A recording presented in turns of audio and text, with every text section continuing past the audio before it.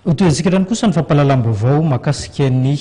tontolon'ny fandriampahalemana Ratsahivana ny 12 volana aprila lasa teo dia nisy ny teratany sinoa iray maty nisy ny tifitra raha ny fanampim-baovao azo avy eo anivon'ny mpitandron'ny filaminana ary dia efa nisy ny voasambotra tao anatin'izay raharaha izay ary nisy ihany koa ny teratany sinoa voaroroy ao anatin'ity raharaha ity natratrarana fitaovam-piadiana moa izy ireo nandritra ny fotoana ny samborana azy.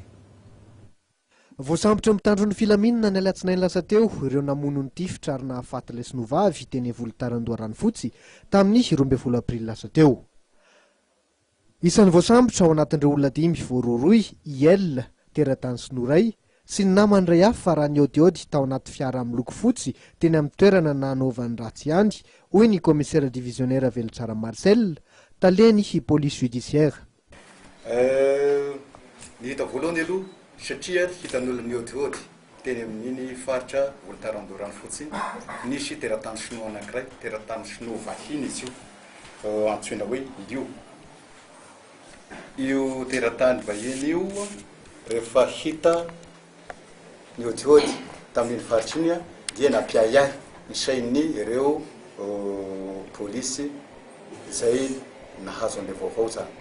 ka rehefa niodiody teo izy tamin'ny 19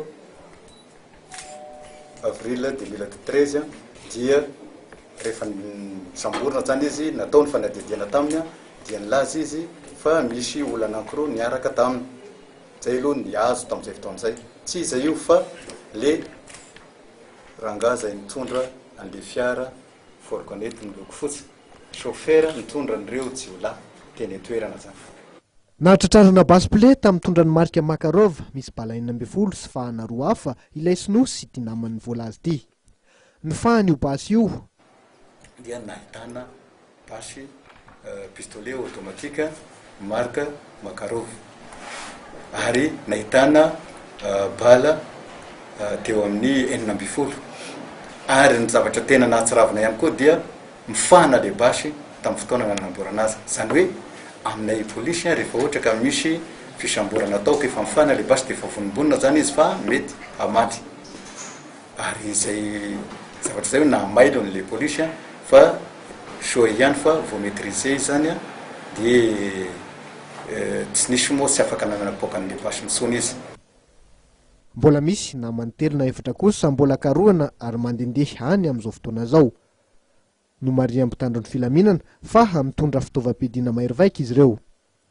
Mbola atao fanadihadiana kosa ireo jolampamon'olona misy 5 amin'izao fotoana zao ahafantarany mpitandron'ny filaminana ny tanjony asa ratsy